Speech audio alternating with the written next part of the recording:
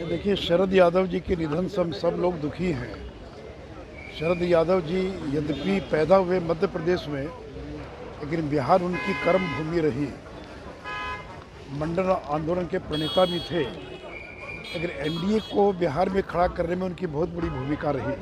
पूर्व केंद्रीय मंत्री शरद यादव के निधन के बाद सभी राजनेता जो हैं इस दुख की घड़ी में, शरद यादव के जो परिवार हैं उनको इस दुख की घड़ी में दुख सहने की जो है प्रार्थना कर रहे हैं। देखिए, सुशील कुमार मोदी ने भी शरद यादव को लेकर बड़ी बात कही। शरद यादव जब एनडीए में थे तो उनका कहना है कि बिहार में एनडीए स्थापित करने में जो है शरद यादव का बड़ा महत्व था। सुशील कुमार मोदी का कहना है कि जब हम डिप्टी सीएम बने थे और उन्होंने कहा कि हमें राजनीति में लाने वाले शरद यादव हैं। इस तरह की बातें सुशील कुमार मोदी ने कही है। उन्होंने कहा कि शरद यादव जो हैं वो बड़े सुलझे हुए नेता थे और जिस तरीके से बिहार में एनडीए की स्थापना हुई है तो उनका अहम योगदान रहा है। देखिए, तमाम तरह की जो पार्टी के नेताएं हैं, बात करें आरजेडी के, जेडीयू की, तो सभी नेता ने इसको लेकर बिहार के मुखिया नीतीश कुमार ने भी अपना जो है वो ट्वीट करके इस दुख की घड़ी में उनके परिवार को, और जो ये क्षति हुई है ये अपूरणीय क्षति है देश के लिए। और अब इसके बाद सुशील कुमार मोदी जो कि भाजपा के नेता हैं, लेकिन शरद यादव के लिए किस तरीके से अपनी भावना को प्रकट करते हुए नजर आ रहे हैं, जरा सुनिए इस बयान। देखिए, शरद यादव जी के निधन से हम सब लोग दुखी हैं। शरद यादव जी यद्यपि पैदा हुए मध्य प्रदेश में, लेकिन बिहार उनकी कर्म भूमि रही। मंडल आंदोलन के प्रणेता भी थे, लेकिन एनडीए को बिहार में खड़ा करने में उनकी बहुत बड़ी भूमिका रही। बिहार में 2005 में जो एनडीए की सरकार बनी, जिसमें भारतीय जनता पार्टी और जनता दल यू शामिल था, उस गठबंधन को बनाने में उनका बहुत बड़ा योगदान था। और मैं व्यक्तिगत तौर पर उनका आभारी ज़िंदगी भर रहा हूँ कि मैं जो डिप्टी सीएम बना, उसको बनवाने में शरद जी की बहुत बड़ी भूमिका रही।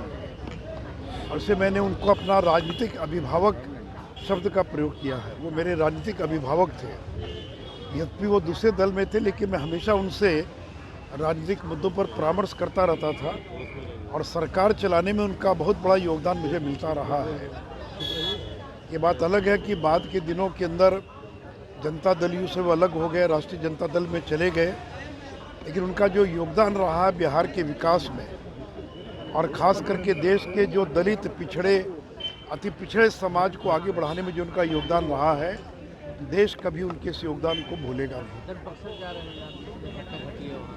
मैं अभी बक्सर जा रहा हूँ, पूरी घटना की जानकारी प्राप्त करूँगा, लेकिन जो मुख्य बात है मुआवजे को लेकर, ये बिहार सरकार को तय करना है, क्योंकि ये प्रोजेक्ट यद्यपि केंद्र सरकार का है, लेकिन भूमि का अधिग्रहण राज्य सरकार करती है और राज्य सरकार जो भी कहेगी वो देने के लिए केंद्र तैयार है।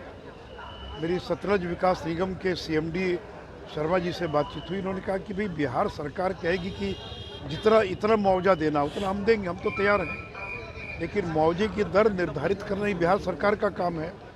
मैं बिहार सरकार से आग्रह करूंगा कि 2013-14 में जो मुआवजे की दर निर्धारित हुई थी वो बहुत पुरानी दर है, और इसे 2022 के नए दर पर जो एमवीआर होता है, ज़मीन के मूल्य का निर्धारण होता है, नया एमवीआर तैयार किया जाए और वहाँ के किसानों को नए दर पर मुआवजा दिया जाए। और जो पुलिस ज्यादती हुई है, वैसे पुलिस कर्मियों पर मुकदमा दर्ज किया जाए और उनको बर्खास्त किया जाए। और आश्चर्य की बात है कि एक वहाँ के पुलिस पदाधिकारी जो 8 महीना पहले विरमित किए जा चुके थे, वो वहाँ पर कैसे पदस्थापित थे, और उन्हीं के नेतृत्व में घर में घुसकर जिस प्रकार की गुंडागर्दी की गई है वो बर्दाश्त करने योग्य नहीं है। तो बिहार के अंदर जो किसानों का ये आंदोलन चल रहा है, हमारी पार्टी उसके पक्ष में है, और उसमें वहाँ जाकर मिलकर उनकी पूरी समस्या से अवगत होंगे और हम प्रयास करेंगे कि उसके समाधान में हम अपनी मदद कर सकें।